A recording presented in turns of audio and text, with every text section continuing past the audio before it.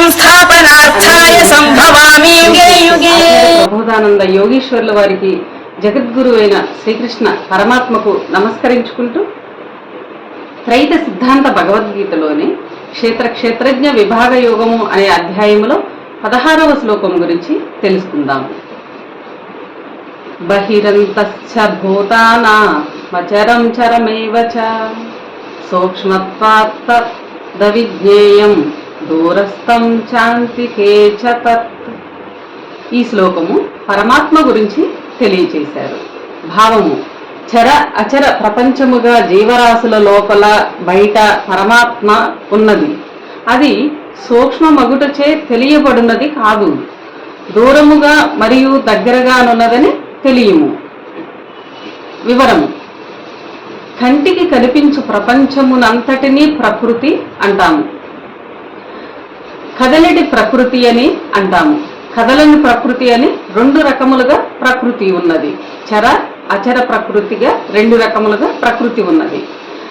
సమస్త జీవరాశుల శరీరములు కదిలేడి ప్రకృతి అని, చర ప్రకృతి అని పిలువబడుచున్నది. జీవరాశుల శరీరములు మినహా గల సమస్తము అయిన గాలి, నీరు, అగ్ని, భూమి, ఆకాశము కదలని లేక మార్పు చెందని ప్రకృతి అని, అచర ప్రకృతి అని పిలువబడుచున్నది. జీవరాశుల లోపల మార్పు చెందుచు కదులుచున్న చర ప్రకృతియు, జీవరాశుల బయట మార్పు చెందక కదలని అచర ప్రకృతియు 2 పరమాత్మే అని చెప్పబడుచున్నది. ఎందుకనగా అణువణువున వ్యాపించినది పరమాత్మయే కనుక చరాచర ప్రపంచమంతయు పరమాత్మయే అని తెలియాలి.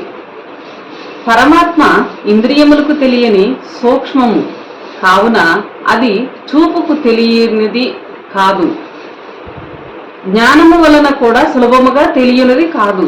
పరమాత్మ చూపుకు తెలియనిది కాదు, జ్ఞానం వలన కూడా తెలిసేది కాదు. పరమాత్మ